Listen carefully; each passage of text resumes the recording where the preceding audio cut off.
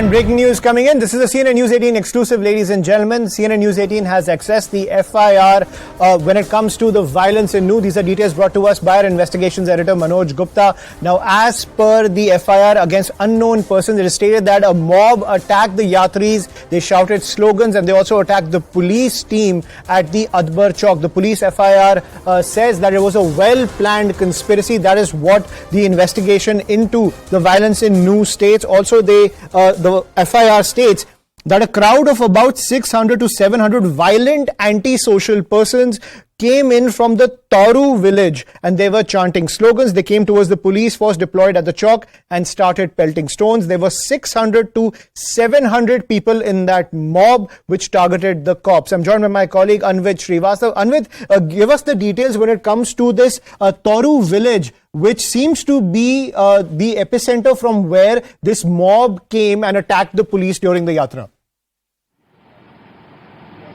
See, speaking of Tauru village, that is the area where the cyber police station is also there. And earlier morning, today we reported from Tauru village how the mobsters they carjacked a bus.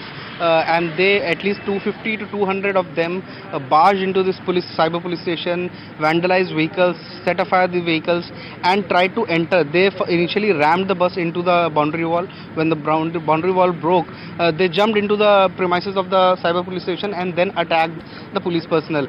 In fact, the crowd was so big, so huge in number the rioters were, and there were only 8 to 10 policemen in the police station, that policemen had to resort to firing, and only then this mob could be dispersed.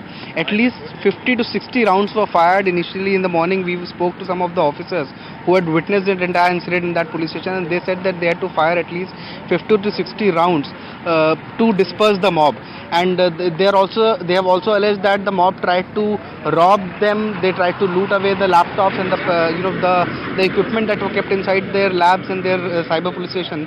And to prevent these equipments from being taken away, the police had to resort to firing, and only then this mob could be dispersed. But they set afire vehicles and they vandalized the vehicles that were parked in the vicinity and as well as in the police station.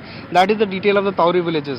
Coming out from there, as far as the FIR is concerned, see, one point that is important to mention, that in the FIR that has been registered based on the statement of a police personnel, he has gone on to say that it looked like a well-framed conspiracy and it was very well coordinated.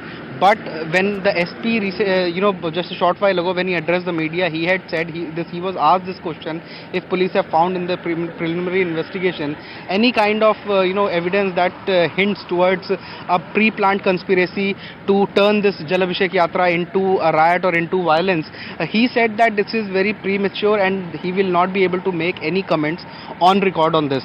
But because such a statement has been made by the police personnel who were there and who had witnessed this entire violence themselves, they have gone on to mention in the FIR, which is a government document, then certainly there would be certain things, certain elements that they had noted on ground, which probably would, as of now, they have not reflected in the police investigation, but maybe in the time to come, police might also, probe further on this angle. Right, but clearly it seems like a pre-planned conspiracy, doesn't it, Anvit? Because 600 to 700 people gathering together instantaneously, then at the same time being armed with stones, targeting the police during the yatra. This seems that it was well planned, but at the same time, clearly an intelligence failure when it comes to the Haryana police. Oh, certainly, it is an intelligence failure. There's no doubt about it. And even when 2020 riots took place in Delhi, even in Delhi police, the special branch had given repeated alerts to the local police that such an incident can take place and that such gathering that has happened can turn into a communal violence. Similar inputs were given by Haryana police intelligence unit to the local police. We believe so. And even after that, the SP was also questioned that they were only 800 in number, while the input was that there will be at least more than 5,000 people who were to participate in the Jal Abhishek Yatra. But why was the number of police not increased in time, and why was such a violence allowed to spread to other areas if it even started from Nuh? Why could it not be contained, and why were adequate arrangements not made timely? He said that whatever arrangements we could made were made, and he went on to say that enough deployment is there, and even enough deployment was there even on the day of when this yatra was being taken out. He said that we had also had peacekeeping meetings before this Abhishek Yatra to ensure that it ends peacefully. But the results we all know what happened, and certainly the police deployment was not sufficient, and it completely was an utter failure at the part of the police. But see, when as far as this entire violence is concerned, the police are investigating this case. They are saying it is too early to comment on the investigation because it has just begun. They have said that it is a big development for them that they had gone on to arrest 116 people in just one day who are somewhere related to the violence that unfolded. And they are saying that once their custody is sought and they get the custody, and they'll be interrogated to find out more links of the people who could be connected with this violence, and also names like Monu Manesar and others who have who are suspected to be part of this. Like you earlier mentioned that it clearly looks like a conspiracy. See, certainly when a person like Monu Manesar, of that person of that background, comes out in open and says, issues a video and circulates it on social media, saying that more and more people should come and participate into a yatra like this, there could certainly be some element that this entire thing was planned.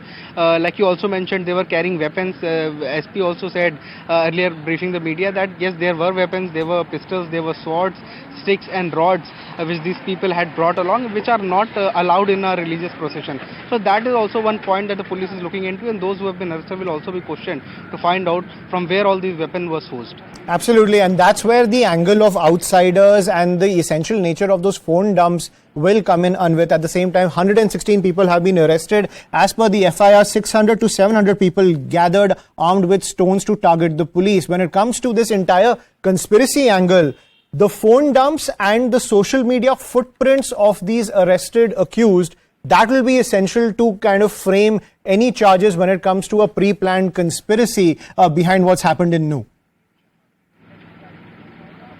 Yeah, scientific evidence will certainly help, when the matter goes to the court and when police files charge sheet in whatever FIRs are registered. It certainly will help police to, frame these people and frame a watertight case against them. That scientific evidence are always, disputeless. They can't be, they are best to rely upon, basically. So the police will try that. That is the reason why police are, relying on monitoring social media and then collecting dumb data to find out details of who were the people present in that area, because that will give their geographical location. If a suspected person denies that he was not present in the procession, by the dumb data the police can come to know that yes, he was in that vicinity, and therefore his claims that he was not present in the area are false.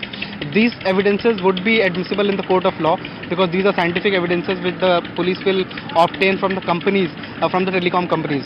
Other than that, police will also try to find out those people who are arrested. Their cell phones will be seized, their call records will be checked.